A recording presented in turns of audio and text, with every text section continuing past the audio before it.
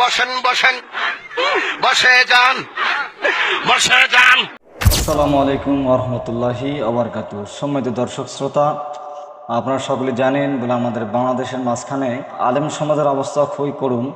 এই করুণ অবস্থার মাঝখান দিয়ে আপনারা সকলে জানেন মাওলানা গিয়াসউদ্দিন আত তাহিরি সাহেব এবং শেখ আহমদুল্লাহ সাহেবের মাঝে একটা সমস্যা চলছে। তাই এই সমস্যাটার মাঝখান দিয়ে আমি মনে করি এটা অযৌক্তিক। আজকে আমরা আলোচনা করব গিয়াসউদ্দিন আত তাহিরি সাহেব, বর্তমান সময়ের মাঝখানে আলোচিত সমালোচনীয় একজন ব্যক্তি।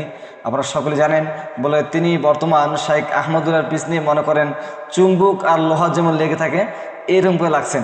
আসলে বিষয়টা হচ্ছে শেখ আহমদুল্লাহ আমার মনে হয় বাংলাদেশের মাঝখানে একজনই আলেম রয়েছে অত্যন্ত নম্র ভদ্র, তিনি হচ্ছেন শেখ আহমদুল্লাহ।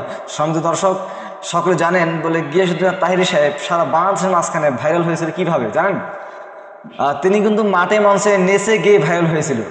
দেখবেন সেই ভিডিওটা আমি এখন দেখাচ্ছি আপনাদেরকে। তিনি ভাইরাল হয়েছিল শাহালি বাবা, কুতুব বাবা, বসেন বসেন, বসে যান, এভাবেই কিন্তু তিনি ভাইরাল হয়েছিল।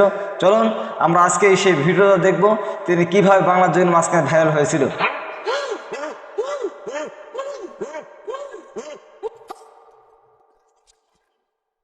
বসেন বসেন, বসে যান, বসে যান।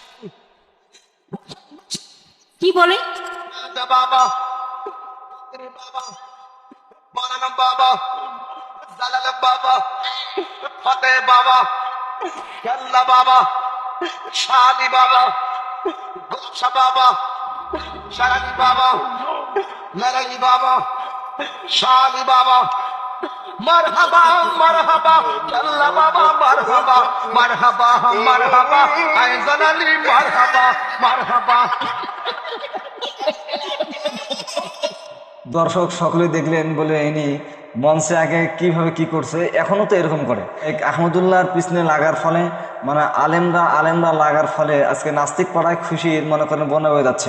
আমার মনে হয় বলে মৌলানা গিয়াসউদ্দিন তাহিরি কেন, তাহিরির মতো যদি 1000 আলেম যদি বারবার জন্ম নেয় আমার মনে হয় বাংলাদেশের দিন কায়েম করা সম্ভব না। আমরা আশা করব আলেমদেরকে থামতে হবে এবং সবাইকে এক এবং ঐক্যের কাতারে আসতে হবে।